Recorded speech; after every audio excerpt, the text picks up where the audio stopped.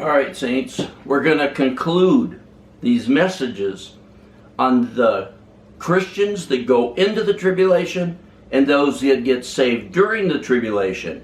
And as we've seen, it's so clear, but I want to wrap everything up and show you another place where it's proof positive there's Christians in the tribulation.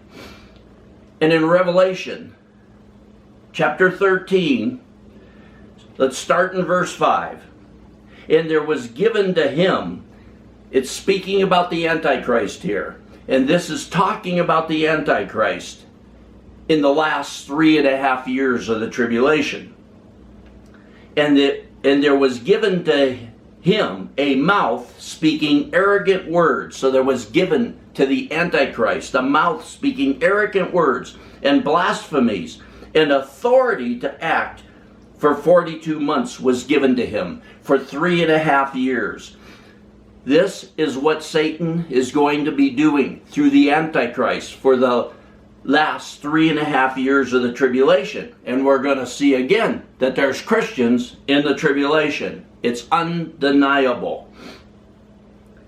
In verse 6, and he, the Antichrist, opened his mouth in blasphemies against God, to blaspheme his name and his tabernacle, that is, those who dwell in heaven. Verse 7, listen, saints, here it is, again, undeniable, talking about the Antichrist in the tribulation, in the book of Revelations, for the last 3.5 years of the tribulation.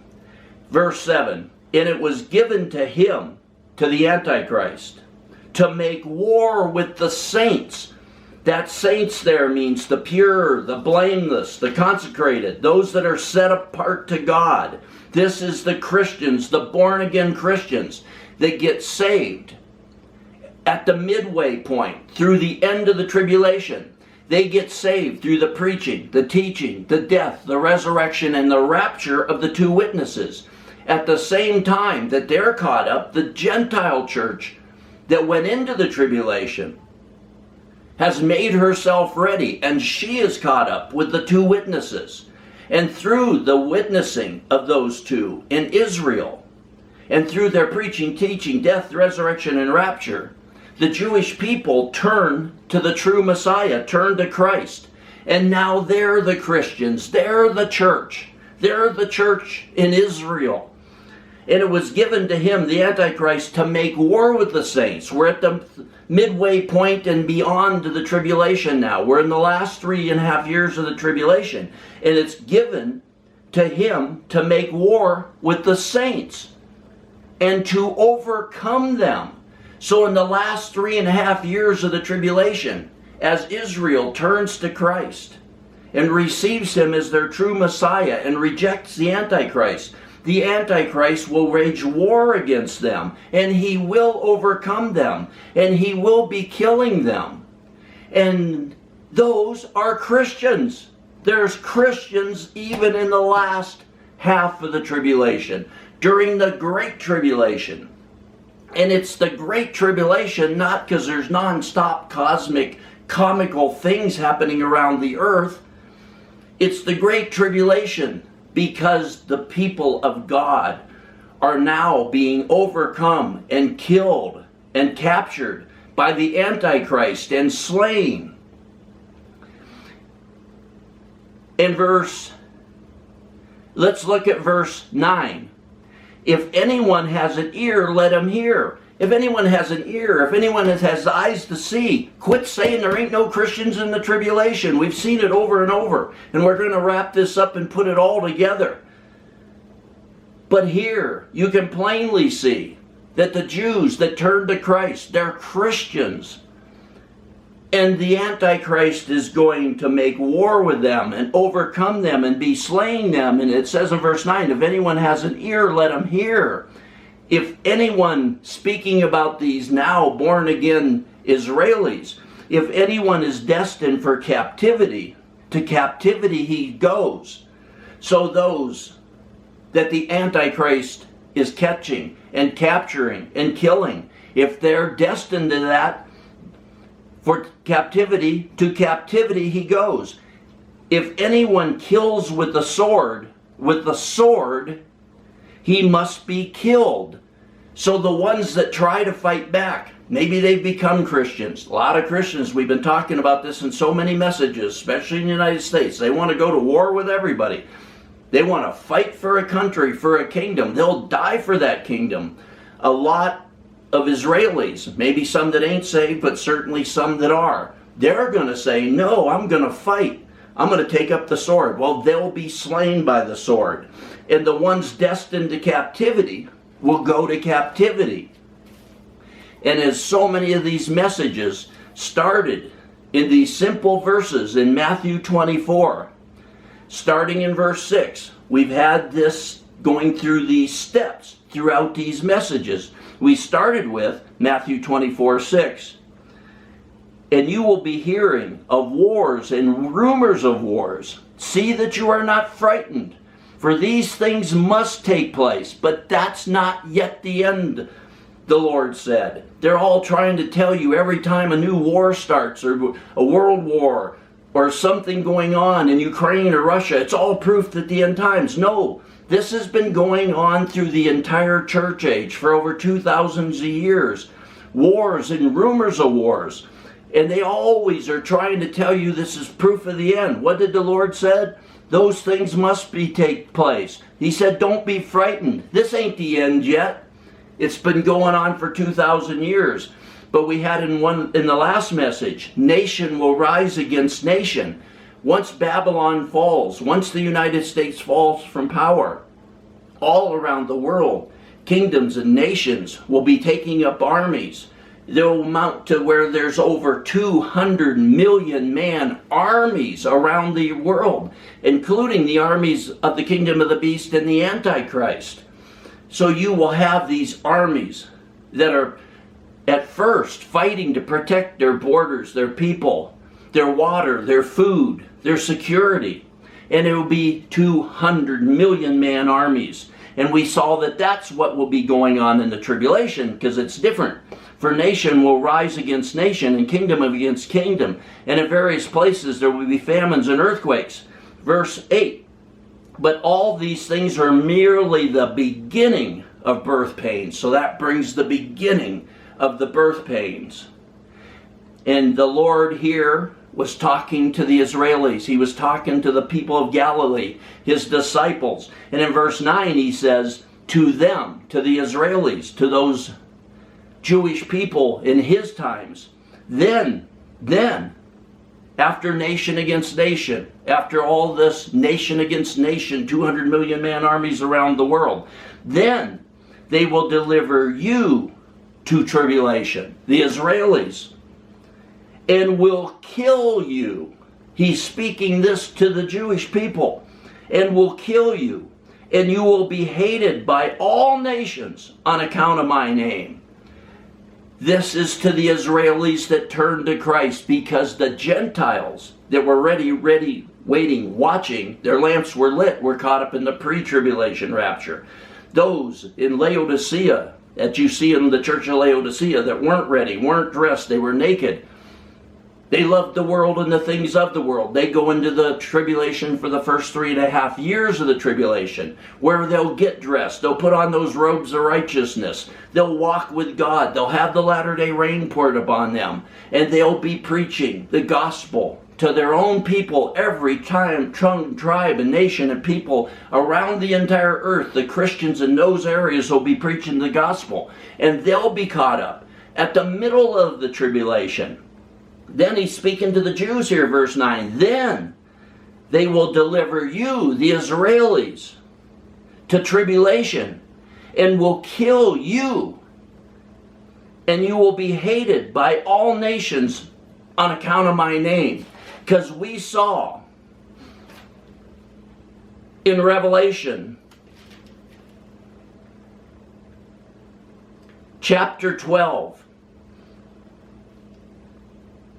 let's start in verse 13. Revelation 12:13. Speaking about Laodicea, the ones that go into the tribulation, for the Gentiles that go into the tribulation for the first 3.5 years.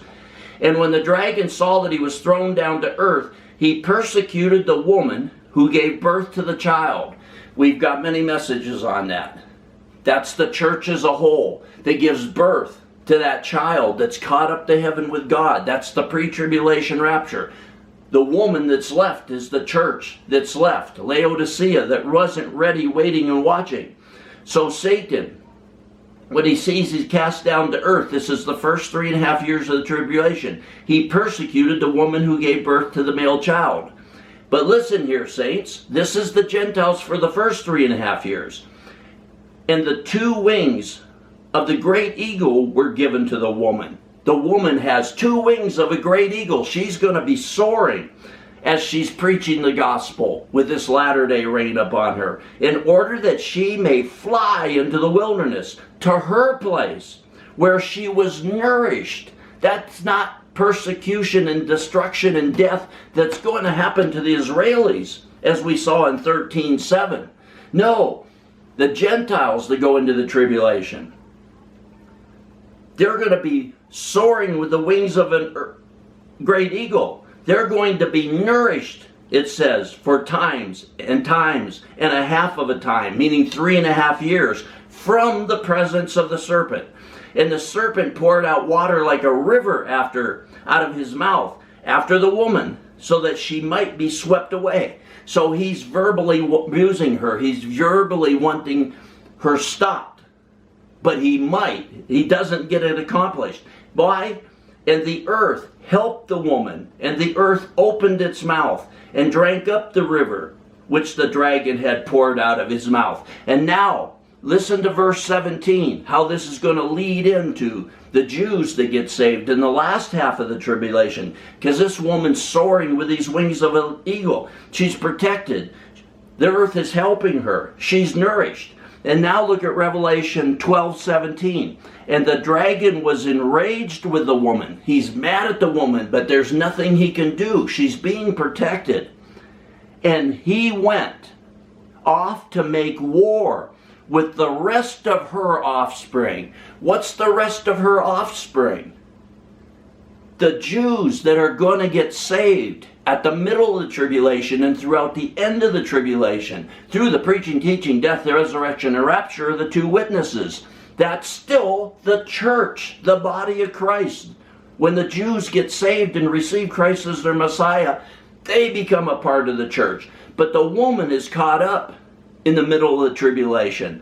But the dragon was enraged with the woman and went off to make war with the rest of her offspring, who keep the commandments of God and hold to the testimony of Jesus. These are Christians. Quit saying there ain't Christians in the tribulation.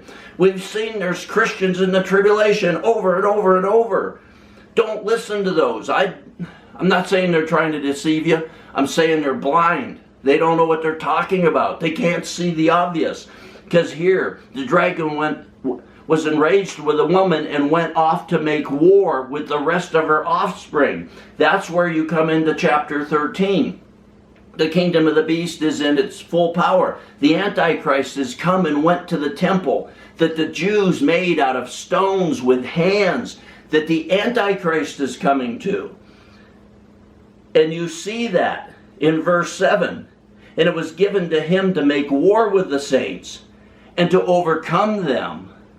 And then in verse 10, if anyone is destined for captivity, to captivity he goes. If anyone kills with the sword he must be killed. Because those that the Antichrist captures and is killing and beheading, they'll die that way. But the ones that take up the sword, the Israelis, whether they're Christians or even non-Christians Israelis, if they take up the sword and try to fight the Antichrist and his armies, they'll be killed with the sword. Then they will have accomplished nothing. They'll lose that reward of ultimately laying down their life for the kingdom of God. They will take up the flesh, they'll take up the sword, and they'll want to fight.